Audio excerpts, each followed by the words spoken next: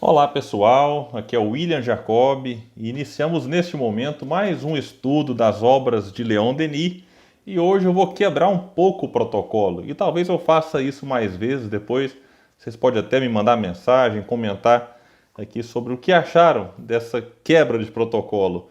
Eu acabei de ler recentemente um livro maravilhoso, psicografado pelo Chico, ditado pelo Espírito Emmanuel, chamado Livro de Respostas. E eu fiquei tão encantado com ele que eu pensei, poxa, eu vou ler algumas mensagens aí antes de começar o estudo de Leon Denis. Então, quem sabe também isso pode incentivar vocês a procurar na biblioteca do centro, aqueles que estão abertos, é claro, procurar na internet. Eu não sei se esse livro aqui ele é editado, mas tem nos sebos aí virtuais, nos sebos físicos. Enfim, então eu vou ler aqui hoje a mensagem do capítulo 14, intitulada Deus te ampara. Alguém te apontou os defeitos, desconhecendo-te as qualidades? Outros te censuraram asperamente por esse ou aquele motivo? No entanto, não te detenhas. Recorda que, por piores sejam as críticas destrutivas que te envolvam, Deus não te apagou a chama da fé e nem te retirou a oportunidade de continuar trabalhando. Então, uma mensagem muito bonita, muito simples. Eu não vou comentá-la, é apenas para iniciar aqui e nos manter numa vibração bacana. E o nosso estudo, na verdade, é do livro O Porquê da Vida neste momento. E hoje nós iniciaremos o último capítulo do livro. O último que eu digo porque esse aqui é o capítulo 8, intitulado Provas Experimentais. O último de verdade, que é o capítulo 9, é o resumo e conclusão.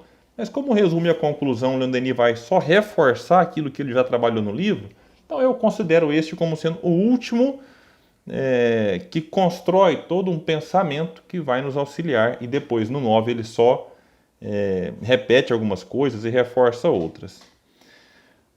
A gente vai perceber aqui agora que Denis, de certa forma, neste livro, como era um livro mais voltado para a propaganda do espiritismo, como era dito na época, um livro talvez para atingir as massas, que fosse como é, realmente fininho, pouco mais de 80 páginas, isso contando o começo, né, toda essa questão que conta também para o livro, mas de conteúdo mesmo, talvez pouco mais de 60 e poucas páginas, 70. Era um livro, então, para atingir as massas, e creio que Denis deixou essa parte um pouco mais, digamos, complexas para aquele que não está acostumado com o espiritismo para o final. Então ele meio que inverte a ordem e isso acaba sendo bom para quem não tem o hábito de ler livros espíritas. Quando você começa ali falando às vezes das experimentações, né, da parte mais científica do espiritismo, isso pode dar um certo baque em alguns e até levar outros a desistirem de ler o livro. Então aqui Leon Denis deixa para o fim. Só fazendo um parênteses aqui, quando a gente pega, por exemplo, o problema do ser e do destino, que aí o objetivo não era propaganda como, né, popularizar a obra, que acabou também sendo popularizada, mas ali o objetivo era realmente aprofundar. Aí Denis começa da parte que muitos dizem ser a mais difícil, porque são objetivos diferentes. E aqui o grande ponto, talvez assim, se vocês assistirem esse estudo e não assistirem os outros deste capítulo, o que a gente tem que ter em mente é que o Espiritismo não inventou mediunidade, não inventou imortalidade da alma, não inventou reencarnação. A imortalidade da alma ela foi provada por espíritos que nós chamamos mortos, que voltam e se mostram mais vivos do que nunca, mais livres, inteligentes, gozando das faculdades ali com maior liberdade do que quando estavam encarnados e dando provas as mais diversas. Nós falaremos aqui, talvez não hoje, mas em outros daremos alguns detalhes, sim. Alguns exemplos que o próprio Denis vai citar, alguns estudiosos. Então, este é o ponto. O Espiritismo não inventou isso. Ele apenas organizou aquilo que, de certa forma, estava esparso mundo afora e ao longo da história humana. E ele começa o capítulo dizendo assim: a solução que acabamos de dar, né, ao longo dos 7 capítulos anteriores, está baseada na lógica mais rigorosa. E está de acordo com as crenças dos grandes gênios da antiguidade, com os ensinamentos de Sócrates, de Platão, de Orígenes, com os dos druidas, cujas visões profundas, hoje reconstituídas pela história, confundem o espírito humano, mesmo com a distância de 20 séculos. Quem quiser entender um pouco mais, por exemplo, Sócrates e Platão, Kardec coloca na introdução do Evangelho segundo o Espiritismo, colocando-os na condição de precursores, aqueles que vieram antes preparar o terreno, já falando, de certa forma, do Espiritismo sem a palavra Espiritismo.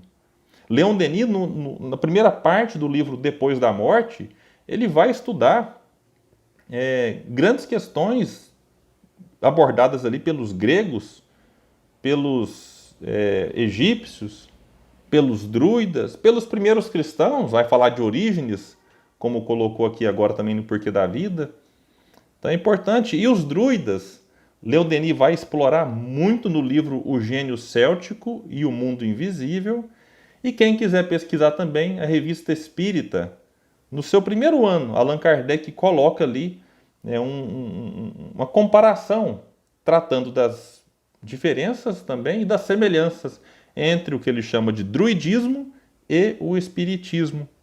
E ele vai colocar que ela forma o fundo das filosofias do Oriente, inspirou obras e atos sublimes, cita alguns nomes, só que ele vai dizer que, entretanto, apesar do seu caráter absolutamente racional, apesar da autoridade das tradições sobre as quais elas repousam, as ideias espíritas, estas concepções seriam qualificadas de puras hipóteses e relegadas ao domínio da imaginação, se não pudéssemos, olha o se não pudéssemos assentá-las sobre uma base inabalável, em experiências diretas, sensíveis ao alcance de todos.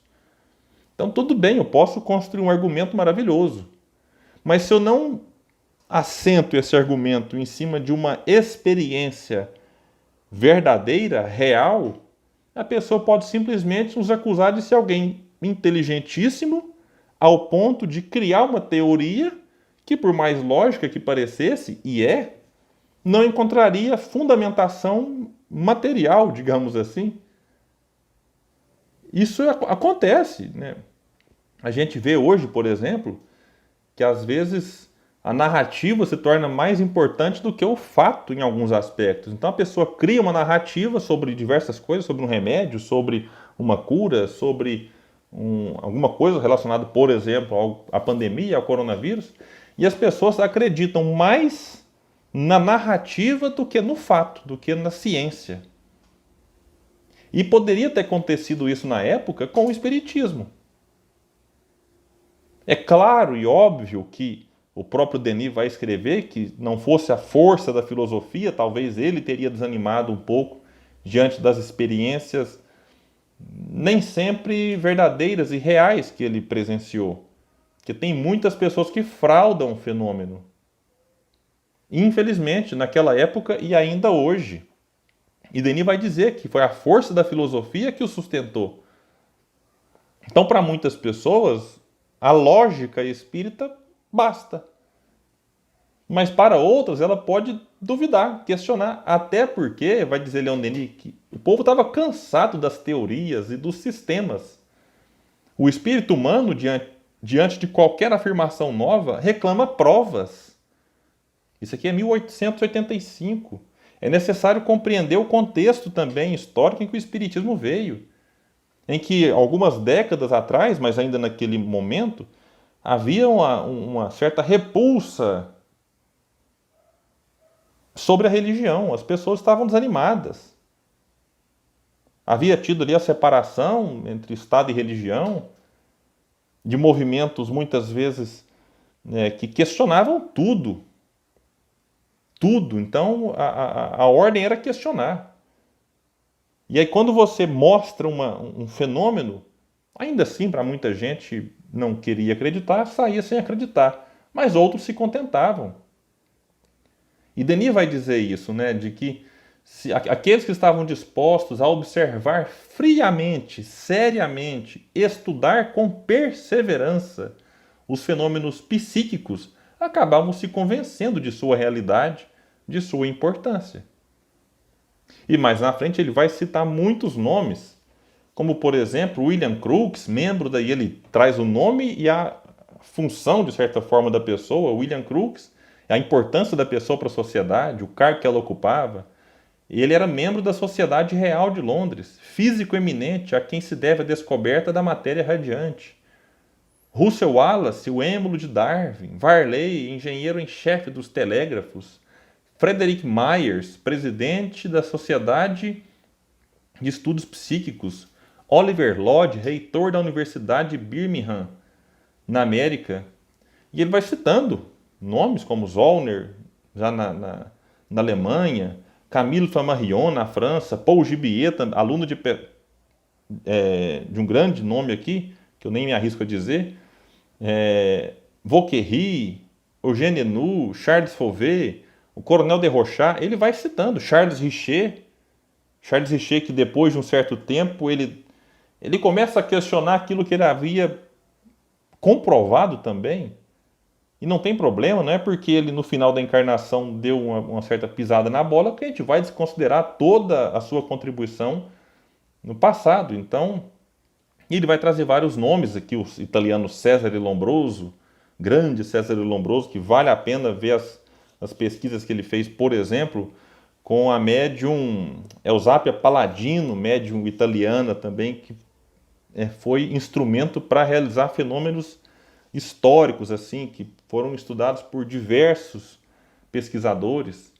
Aqui, ele não vai trazer aqui agora, mas a gente pode dizer também de Arthur Conan Doyle, né, e muitos outros. São nomes, assim, que quem conhece a história olha para esses nomes e fala, puxa, já ouvi falar de William Crookes nas aulas de química. Arthur Conan Doyle eu sei porque eu já li o Sherlock Holmes, que foi um personagem criado por ele.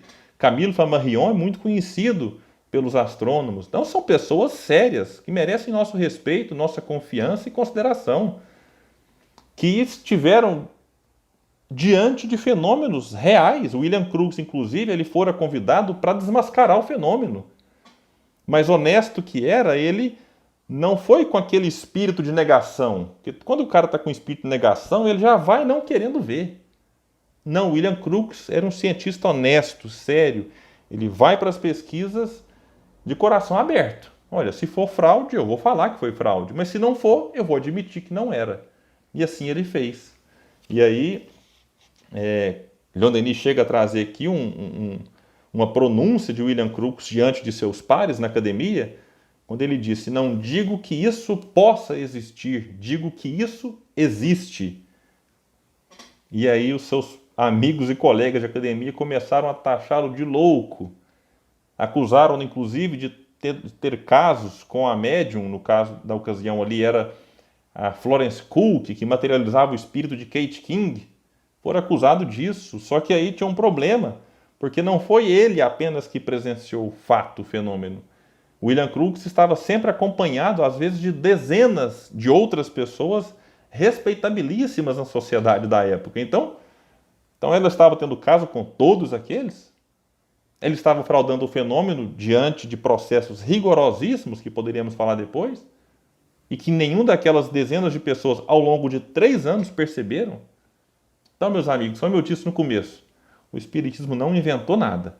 Ele apenas organiza, estuda e nos mostra o fato de que a vida continua, os espíritos nunca morrem e nós já vivíamos antes do berço e viveremos depois do túmulo, como afirmou outro grande pesquisador, Victor Hugo, o grande poeta francês, autor dos Miseráveis.